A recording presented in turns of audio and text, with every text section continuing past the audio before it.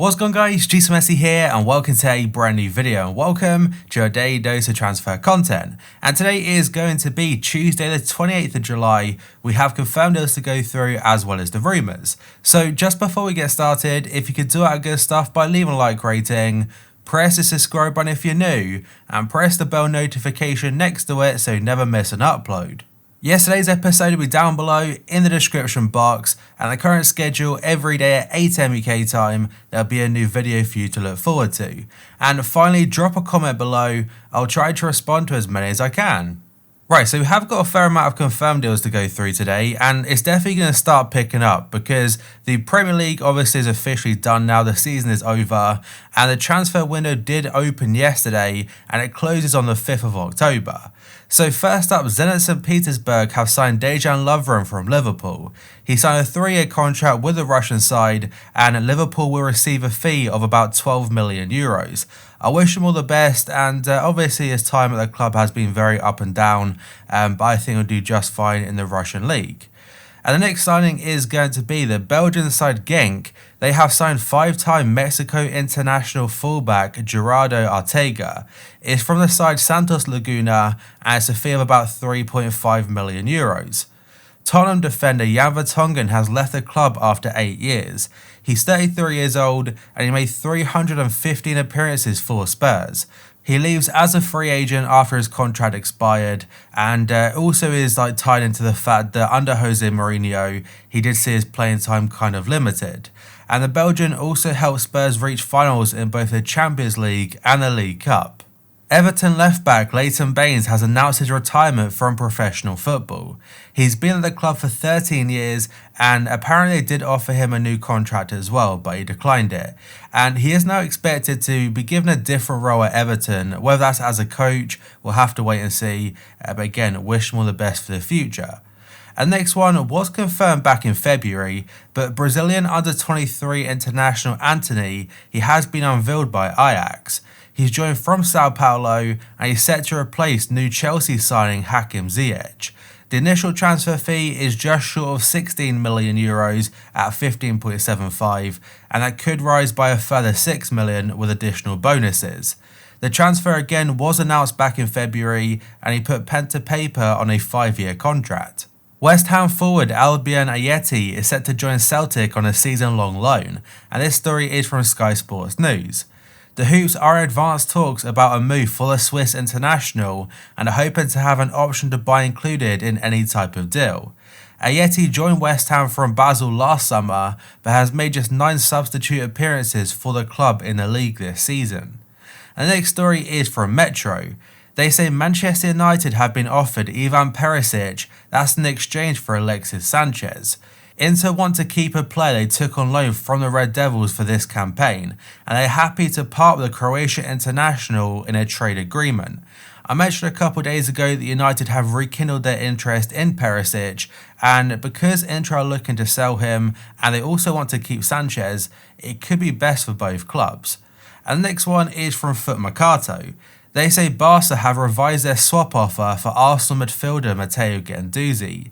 The Liga Giants were initially willing to part with Felipe Coutinho, but the Gunners knocked back that approach. Now, I'm not sure if I believe that part because surely Arsenal are getting the better deal there, but the story does go on to say that Barca have returned with a second bid, which is going to be Guendouzi to the Camp Nou and Vidal and Rakitic to the Emirates.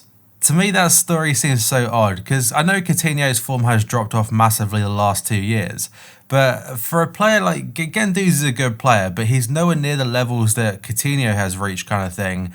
I'd be very surprised if it's Arsenal that tried to cancel that type of swap deal. And next story though is from ESPN. They're saying Barcelona are considering a move for Manchester United defender Diogo Dalot. The Portuguese fullback has struggled for regular game time with the Red Devils, and he could become a shock target for those at the Camp Nou. And I'm not gonna lie, I don't think he'd get too much more regular first team football at Barca, but still could be a good transfer for him. The next story is from Tutto Mercato. They say Chelsea have been offered Aaron Ramsey, that's as part of a swap deal involving Jorginho. Juventus are keen on acquiring a midfielder that Maurizio Sarri knows well and are prepared to send a former Arsenal star back to England. They hope to work out some kind of trade agreement, and there potentially could be some kind of cash involved as well. Dayot Upamecano has signed a contract extension at RB Leipzig, and this story is from Sport Buzzer. The 21-year-old Frenchman has been linked with Chelsea and Arsenal, among many other sides, and his previous deal is set to expire in 2021. His new contract though does still contain a very realistic release clause, so a transfer could still be on the cards, but Leipzig now don't have to worry about losing him on a free in 1 year's time. And it's a pretty similar situation to Timo Werner.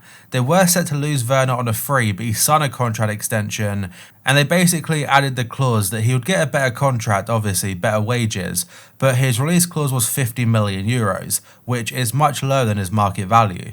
According to reports from French outlet Le Temps Sport, French giants Monaco are showing an interest in signing West Ham United striker Sébastien Haller. West Ham did pay a club record fee to sign him from Frankfurt 1 year ago, I think it was around £45 million, so they are unlikely to want to take a big loss, and they might also want to try and give him a more important role for next season.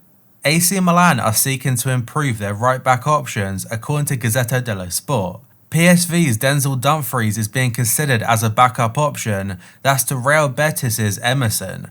Barca are demanding over 30 million euros due to Betis getting a portion of the transfer fee, and talks have already taken place, though rather unsuccessfully.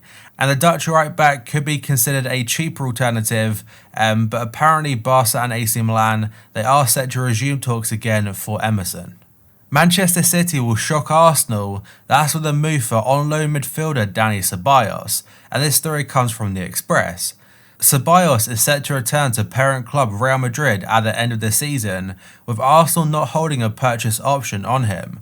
The Gunners are still hoping Ceballos will extend his loan deal for at least one more season, and the 23-year-old is currently unwanted by Real Madrid.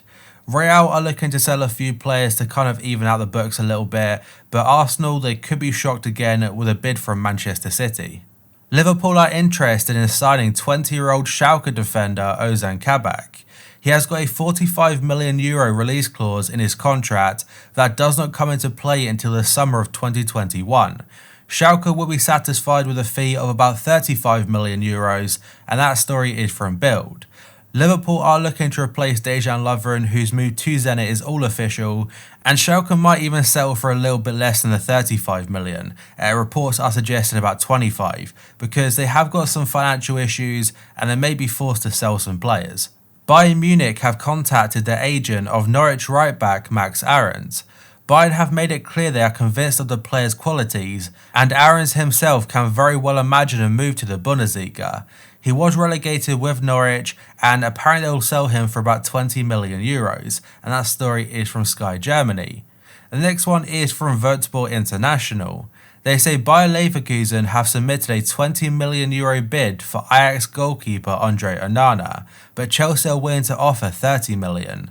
The Blues can now also offer Champions League football for next season, that's after securing 4th place in the Premier League. And Leverkusen can offer him the chance to reunite with former manager Peter Bosz, who he played under at Ajax.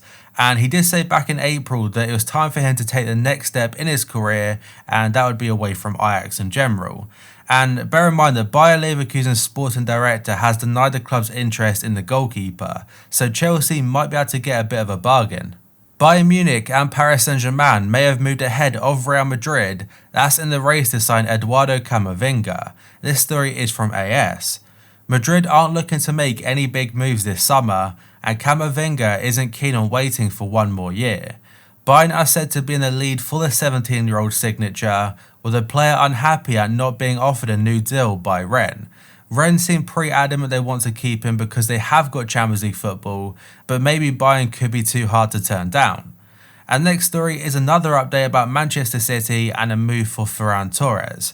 So according to Goal and Sparks, they say the deal is now very close to being complete. They've learned the 20-year-old, who is in the final year of his contract at the Mestalla, he's agreed personal terms on a 5-year deal at the Etihad Stadium. Bild in Germany are saying that Borussia Dortmund have turned down an offer of 98 million euros or 89 million pounds that's from Manchester United for Jadon Sancho. The Red Devils have made the England international their top target now. That's because Champions League qualification has been wrapped up. And I keep saying it over and over again, but I think Sancho would be a fantastic addition, and I'd be very surprised if he doesn't end up at Old Trafford. And another huge transfer which looks set to be complete very soon is Kai Havertz to Chelsea. So Fabrizio Romano has said that Chelsea and Leverkusen are now in talks over the 18 million euro transfer. The transfer itself would be an initial fee of about 60 million plus a further 20 or so in additional bonuses.